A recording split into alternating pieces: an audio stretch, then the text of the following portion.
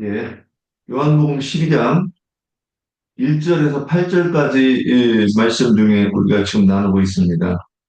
그래서 이번에는 음, 베다니 시몬의 집에서 주님과 제자들 또 시몬의 가족 이렇게 모였는데 여기서 통해서 교회의 이상에 대해서 깨달은 말을 진술하시오 이렇게 돼 있어요. 그래서 그러니까 요것에 대해서 말씀하시고 그리고 그 밑에 그 조그맣게 이렇게 써놨는데 이 부분도 섞어서 말씀하시면 좋겠고. 신문이 이거 아니에요? 네. 마르다가 먼저 예수를 영접한 의미는 마르다는 많은 일로 분주하였더라. 근데 이제 제일 큰 질문이 베다니를 통해서 보는 우리 교회 이상 그랬는데 자 준비한 대로 합시다. 예. 이렇게 크게 보면. 예. 맞아요. 예. 자 시작합시다. 베다니는 고통받는 자의 집, 가난한 자의 집이라는 뜻이 있어요. 베다니 시몬의 집은 감남산 기슭에 있는 마을이며 그곳에는 저주받은 문둥이들과 창기들과 모든 죄인들이 사는 빈천한 마을이었어요. 예루살렘 교회는 마가 다락방의 교회는 예루살렘 교회로 상징된다고 그랬어요. 그리고 베다니 시몬 집은 베다니 교회로 상징이 되고 예수님이 죽기 전 일주일 동안은 예수님이 사역하신 지 3년 반 동안 하셨던 만큼 많은 일을 하셨는데 낮에는 예루살렘 성에 가서 유대 지도자들과 영적 진리 전쟁을 하셨고 밤에는 베다니 시몬 집 교회에 와서 죄악으로 고통당하며 사망 권세로 죽임당할 영혼들이 가난한 심령과 깨어지고 낮아진 마음으로 모여서 주님의 구원하심을 찬양함으로 주의 말씀으로 각자의 영혼을 씻어 정결함을 받는 이들이 모이는 베다니 가정교회 안에 예수님이 오셔서 안식하셨습니다. 그러니까 예루살렘 성전에는 예수님이 머리 두고 쉴 곳이 없었지만 베다니 시몬의 집에서는 예수님이 머리를 기대고 쉴 자리가 있는 교회였어요. 한 문제만 하면 되죠. 네. 그게 한 문제 안에 그 내용들이 다 포함이 되는 거예요. 이번 헬스는 그냥 하시면 돼요. 네. 그럼 마르다가 먼저 예수님을 영접한 의미는 마르다는 구약교회를 대표하고 마리아는 신약교회를 대표하기 때문에 마르다가 먼저 예수님을 영접하는 것이 하나님의 경륜이에요. 그래서 창세기 29장에 보면 야곱이 레아와 라헬과의 결혼한 과정이 나와요. 그런데 라헬을 사랑했는데 왜 레아와 먼저 결혼했냐?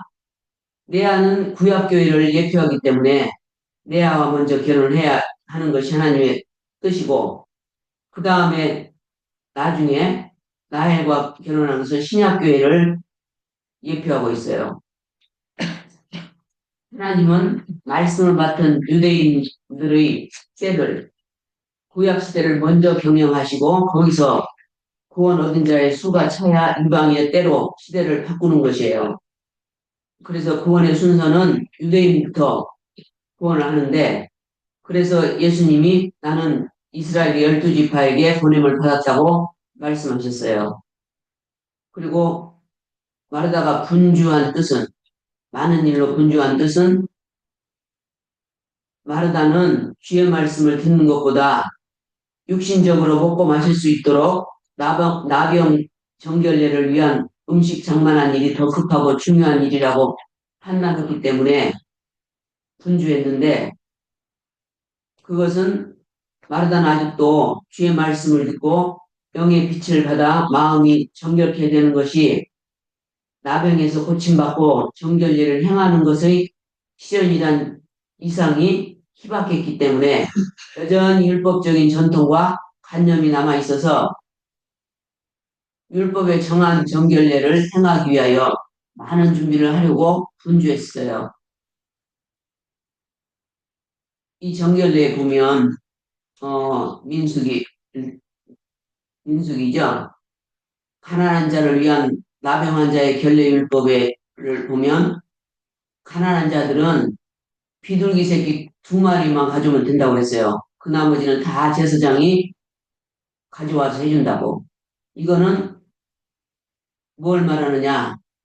가난하고 낮아진 심령으로 예수님께 와서 예수님의 입으로 나오는 말씀을 들을 때 정결해짐으로 여러 가지 준비할 필요가 없고 말씀만 들으면 된다는 것을 말씀하고 있어요. 그리고 마리아가 행한 한 가지는 마리아는 언니 아무리 분주하게 일을 해도 돕지 않고 가난하고 간절한 심령으로 주님이 발치에 앉아서 예수님의 입으로 나오는 말씀을 듣는 것이 정결케 되는 음식이라고 생각했으며 말씀을 받는 것이 주님께 봉사한 것이고 자기 영을 주님께 드림으로 주의 영과 합하여 한 영이 되는 것을 주님이 가장 기뻐하신 한 가지라고 생각하고 마리아는 이것을 행했던 것이에요. 또 분유함과 참된 신앙의 차이는 율법을 지켜서 사람이 하나님을 찾아가는 것으로 알고 열심히 믿어주고 하나님을 믿어주고 주님을 섬겨주고 또 돈 바쳐 시간 바쳐 인간적인 열심을 가지고 신앙생활을 한 것을 이것을 분주히 했어요. 그런데 하나님은 사람의 손으로 섬김을 받은 분이 아니고 하나님이 사람들에게 찾아오셔서 모든 것을 주시는 분이시에요. 그리고 참된 신앙은 나는 용서받을 수 없는 죄인이었으나 주님의 은혜로 죄 용서받고 구원을 얻었으니 가난하고 낮아진 심령만 주님께 가지고 와서 주의 말씀으로 빛의 옷을 입어가는 영적인 신앙생활을 하는 것이 참된 신앙이라고 생각합니다. 끝이에요. 예, 다음에. 누가복음 10장 80절 보면 마르다는 준비하는 일이 많아 마음이 분주한지라. 마르다는 주님의 말씀도 들어야 하겠지만 당장 초대한 손님들을 공개하는 일이므로 마음이 나누어 바쁜 모습으로 그리고 있는데 특히 준비한 일이 많아 라는 말씀을 통해서 율법 제도에 의한 나병의 결례 준비를 많은 일을 한다는 뜻이므로 마르다는 여전히 율법적인 전통과 관념이 찌꺼기가 남은 것이다. 이게 분주하다는 그 뜻은 페리스 카오라는 수동태 끌리다 끌려가다 마음이 어수선하다 아주 바쁘다 마음이 분주하다는 그런 의미가 있어요. 이게 그녀의 마음이 사방으로 나뉘는 상태에 보여주며 사람을 한꺼번에 여러 가지 일을 할 수 없고 집중력이 떨어질 수밖에 없는 거잖아요. 사람이 많이 이게 분주할 때는 이게 생활 가운데서도 분주하면은 정신이 없잖아요. 어수선하고 그 마음이 집중이 안 되고 그런 상태를 지금 마르다는 그런 상태를 보여주는 것 같아요. 마르다는 아직 주님의 말씀을 듣고 영의 빛을 받아 마음이 정결케 되는 것이 나병에서 고침을 받는 정결례를 행하는 것을 실현하는 이상이 희박한 것이다. 이게 아직은 이제 율법적으로 이게 나병 환자에서 고침을 받으면 정결 예식을 하잖아요. 이게 그 음식을 이제 주님도 초대했고 이 주님의 제자들도 이제 스님들도 초대했기 때문에 그 율법적으로는 그 음식을 하기에 너무나 이제 분주했던 것이죠. 정신이 없었고 마르다도 마리아처럼 주님의 말씀을 듣고 싶지만 주님의 말씀을 듣는 것보다는 그분과 동행들이 육적으로 먹고 마실 수 있도록 나병의 결례식을 정결 예식을 위한 음식을 장만하는 일이 더 급하고 중요한 일이라고 판단했기 때문에 이렇게 마음이 나뉜 것이다. 예수께서 나아가 가로되 주여 내 동생이 혼자 일하게 두는 것을 생각지 아니하시나이까 저를 명하사 나를 도와주라 하소서. 이제 너무 바쁘고 분주한데 동생이 이제 마리아는 이제 주님 앞에 말씀을 듣고 있었죠. 예수께서 나와 가르되 내 동생이 나 혼자 여기 말씀되어 있고 마르다는 혼자서 많은 손님들을 위한 결례 음식을 준비하기에 너무 바쁘니 주방에서 나와서 도와달라고 마리아에게 손짓을 반복했으나 주님의 말씀을 듣는 한 가지에만 너무 집중하기 때문에 그 나머지 언니의 손짓을 눈치챌 수 없었던 것이다. 급한 마음에서 예수께 이런 부탁을 하게 된 것이죠. 이게 마리아에게 물짓을 이제 계속 했지만 마리아는 주님의 말씀에 이제 집중했기 때문에 언니가 그 손짓을 하는 것을 이제 못 본 거죠. 마르다는 이게 주님이 그러셨잖아요. 마르다야, 마르다야, 내가 많은 일로 염려하고 근심하나, 그러나 몇 가지만 하든지 꼭 한 가지만이라도 족하니라. 이게 한 가지만으로 족하다, 그렇게 말씀하셨는데, 이 말씀은 율법을 지키려고 결례 음식을 여러 가지 준비하러 하지 말고, 오직 나의 말씀 공급을 듣는 것으로 정결케 하는 정결법이 율법이 이루어지는 것이다. 이제 주님은 이제 그 뜻은 이 뜻인데 이제 마르다는 이 뜻을 이제 못 알아듣는 것이죠. 이게 레위기 말씀의 14장 1절부터 32절까지 지난번에도 이제 읽었었는데 여기는 좀 생각하고요. 마르다는 이 좋은 편을 택하였으니 빼앗기지 아니하리라 하시니라. 마르다는 형부 결례를 준비하느라 분주한 언니를 도와 음식을 준비하는 일보다 단지 한 가지로 족한 좋은 편을 택하였으니 결론의 말씀은 나병에서 고침을 받은 가난한 사람들을 위한 율법을 이루는 것은 가난한 심령으로 주님의 말씀을 듣고 이들의 영혼이 정결케 되는 것이 좋은 편을 택한 것이라는 거 말씀하셨어요. 이게 주님의 말씀을 이제 마르다는 이게 수집을 적대하느라고 이게 분주했지만 이게 마리아는 좋은 편을 이제 택하였잖아요.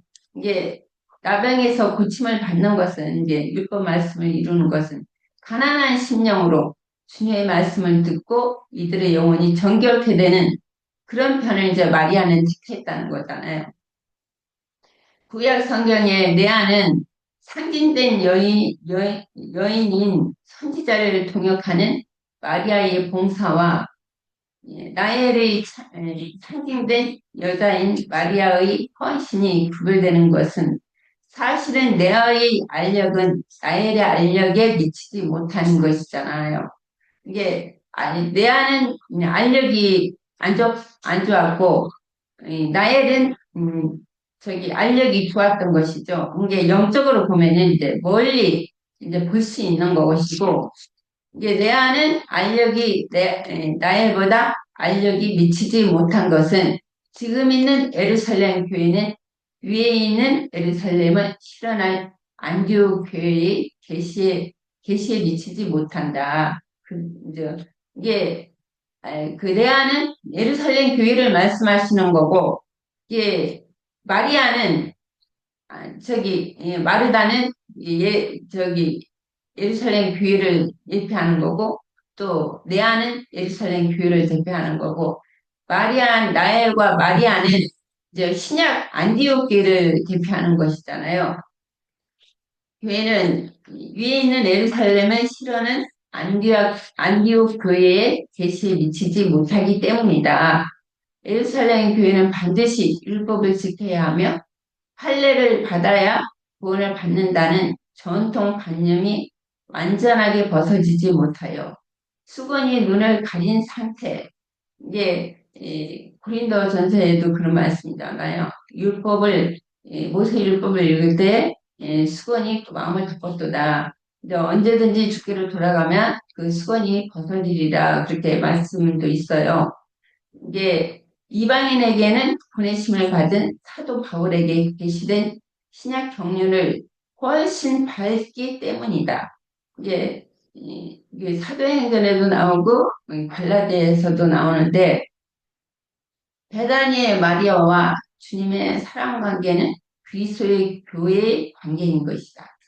주님께서는 교회가 이상이 무엇보다도 귀하고 이 교회가 이 세상 무엇보다도 귀하고 가치가 있으므로 자신의 생명도 기꺼이 주실 수 있으며 교회는 주님만이 이 세상에 그 무엇보다도 존귀하고 소중함으로 자신의 모든 것을 들여서 헌신할 수 있는 관계인 것이다.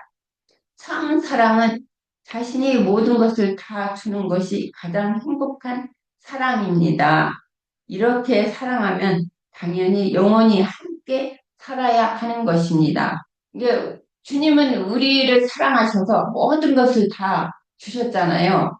그렇기 때문에 우리는 지금은 약혼녀지만 이제 우리가 온전한 구원을 다 이뤘을 때는 이제 나중에 이제 신부로 아니 지금 신부지만 나중에는 이제 그 아내로 이제 세, 아내 되기 전에 그 세댁으로 이제 했다가 이제 영원한 예루살렘은 이제 아내로 가는 것이잖아요.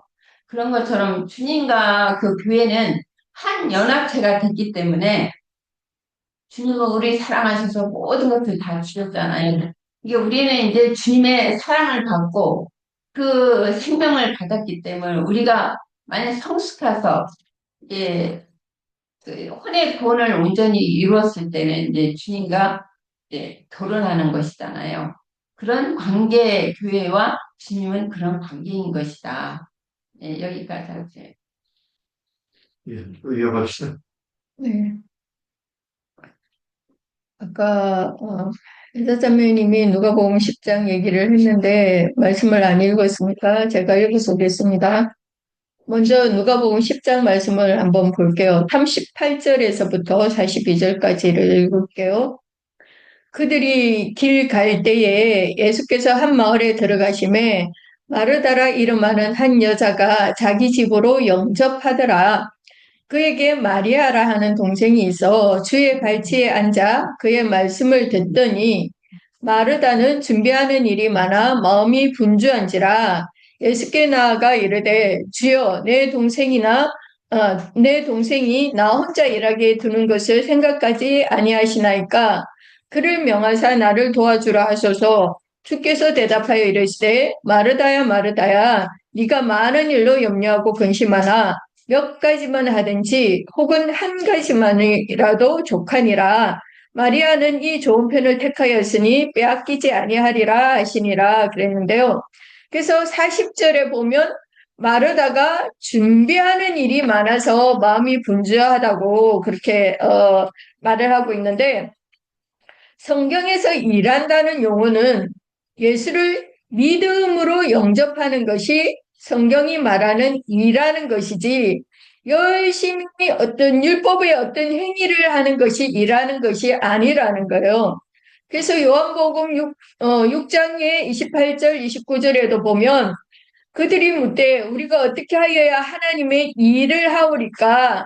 예수께서 대답하여 이르시되 하나님께서 보내신 일을 믿는 것이 하나님의 일이니라 하시니 그랬어요. 하나님의 일을 하는 것은 하나님께서 보내신 예수를 믿는 것이고 예수를 영접하는 것이 하나님이 기뻐하시는 일이라는 겁니다. 근데 지금 마리아가 행한 한 가지는 이 하나님이 기뻐하시는 일을 하고 있는 것이죠. 마리아는 예수님의 발치에 앉아서 말씀을 듣고 있는 이 한 가지 좋은 편을 택한 것이고 마르다는 하나님의 뜻과는 상관이 없이 자기 나름대로의 그 예수님을 기쁘시게 해드리고자 그래서 막 이것저것 막 분주하게 많은 일을 함으로써 마음이 바쁜 것이죠. 이것이 유대인들의 율법적인 그런 관념이 그 율법의 행위로 사람의 손으로 뭔가 열심히 해야 한다는 그 관념이 마르다에게도 아직 남아 있어서 그런 거예요. 그런데 갈라디아서 2장 16절을 보면 사람이 의롭게 되는 것은 율법의 행위로 말미암음이 아니요 오직 예수 그리스도를 믿음으로 말미암는 줄 알므로 우리도 그리스도 예수를 믿나니 이는 우리가 율법의 행위로서가 아니고 그리스도를 믿음으로써 의롭다함을 얻으려 함이라. 율법의 행위로서는 의롭다함을 얻을 육체가 없느니라. 그러니까 율법의 행위로는 하나님 앞에 의롭다함을 받을 육체가 하나도 없다는 겁니다. 오직 예수 그리스도를 믿음으로써 의롭다함을 얻을 수가 있는 거죠. 그래서 예수님은 그래서 마르다야 네가 많은 일로 염려하고 근심을 하나 몇 가지만 하든지 혹은 한 가지만이라도 족하다. 마리아는 이 한 가지 좋은 표현을 택하였는데 왜 아끼지 아니하리라 그렇게 말씀을 하신 거죠. 어떤 많은 일로 분주할 필요가 없다는 겁니다. 오직 나를 찾아오신 주님을 영접하고 그분의 입에서 나오는 그 말씀을 듣는 것만으로도 족하시다는 거예요. 제가 기독교계 목회를 할 때 말씀에 대한 패러다임이 바뀌고 말씀을 문자 그대로 보면 안 된다는 것을 깨닫고 이제 말씀이 새롭게 깨달아지게 되었을 때 사람들에게 얘기한 부분이 바로 이 부분이었어요. 지금까지의 교회 생활 중에 해오던 그 모든 행위를 멈추라는 것이었어요. 새벽 기도, 금요 철야, 그리고 집에서 하던 그 개인적인 기도, 일단 모든 기도라고 하는 행위들을, 그러니까 두 손 모아서 하던 그 기도를 하지 말아라. 그리고 예배당의 모든 봉사를 하려고 하지 말아라. 그리고 우리가 단 한 가지 해야 할 것은 지금부터 말씀을 읽을 때 내가 알고 있던 그 지식으로 말씀을 보지 말고, 그러니까 예를 들어서 나무 하면 벌써 내 머리에 먼저 탁 떠오르는 그 나무를 생각하지 마라. 나는 나무도 모르고, 물도 모르고, 돌도 모르고, 아무것도 모른다에서부터 시작을 해야 된다. 그래서 하나님이 말씀하시고자 하는 나무는 뭘까? 하나님 말씀하시고자 하는 물이 뭘까? 여기서부터 이제 시작을 해라. 그런데 사람들이 이걸 굉장히 어려워합니다. 기도를 하지 말라니. 아니, 아무 봉사도 헌신도 하지 말라고 하니. 지금까지 수십 년 동안을 분주하게 신앙생활을 해오면서 그것이 주님을 잘 섬기는 것인 줄로 그렇게 착각을 하면서 그것이 또 내가 신앙생활을 하면서 내 어깨가 이렇게 올라가는, 그죠? 나를 허무하게 하는 그런 자랑이었는데, 교회에서 분주하게 많은 일을 할수록 신앙이 좋은 것처럼 그렇게, 생각을 하잖아요. 그래서 허리가 휘더라도, 그래도 웃어가면서 신앙생활을 해왔었는데, 아무것도 하지 말라고 하니까, 이렇게 하니까 내가 교회 생활을 안 하는 것 같을 거예요. 그래서 이렇게 교회 생활을 하는 것이 맞나? 오히려 이제 무기력해진다는 거예요. 그래서 그동안 분주하던 모든 일들을 일단 다 내려놓고 오직 말씀 공부, 이 한 가지만을 하는 이것을 굉장히 어려워합니다. 그 마리아처럼 낮아진 심령, 가난한 심령으로 주님의 말씀을 들음으로 일단은 내 영혼이 먼저 살아나고, 그죠? 살아나야 되고, 내 영혼이 정결케 되는 이 좋은 편을 택하여야 되는데, 이런 영감이, 이런 총명이, 알력이 없기 때문에 무기력하고 어려워하는 거예요. 우리 모임에서도 안식교단의 자매님이 오셔가지고 왜 예배를 시작하면서 시작 기도를 하지 않고 하느냐. 왜 헌금 주머니는 못 돌리느냐 안 돌리느냐 그런 적이 있었죠. 그러니까 연자자매님이 아까 말씀을 했듯이 구약교회를 상징하는 그 레아가 알력이 좋지 않았던 것처럼 역시 구약교회를 상징하는 마르다의 알력도 그 신약교회를 상징하는 라헬의 알력, 즉 마리아의 알력만큼 총명하지가 않았던 것이죠.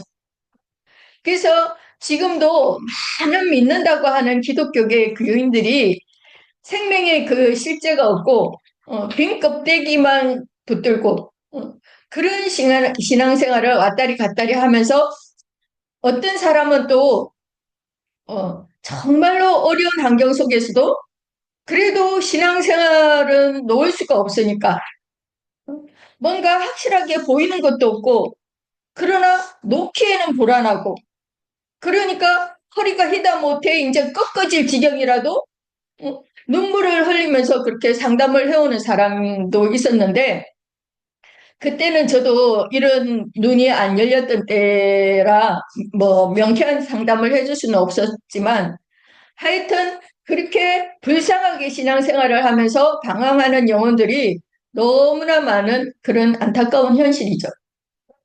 계시록 2장 9절에는 내가 네 한란과 궁핍을 알거니와 실상은 네가 부요한 자니라 자칭 유대인이라 하는 자들의 비방도 알거니와 실상은 유대인이 아니요 사탄의 해당이라 그랬는데요.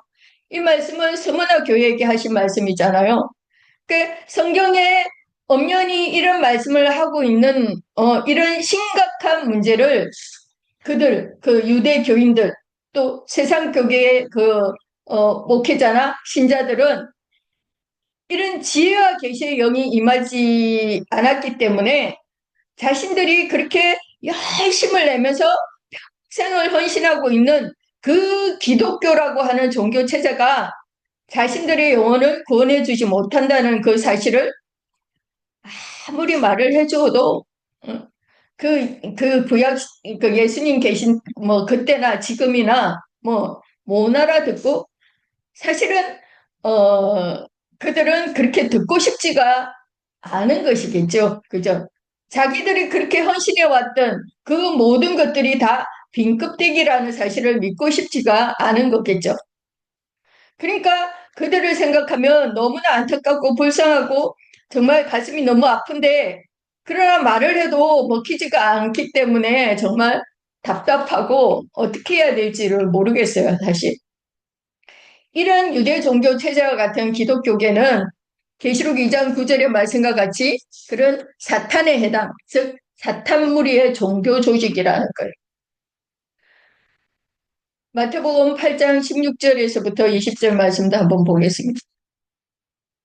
저물매 사람들이 귀신 들린 자를 많이 데리고 예수께 오거늘 예수께서 말씀으로 귀신들을 쫓아내시고 병든 자들을 다 고치시니 이는 선지자 이사야를 통하여 하신 말씀에 우리의 연약한 것을 친히 담당하시고 병을 짊어지셨도다 함을 이루려 하심이더라.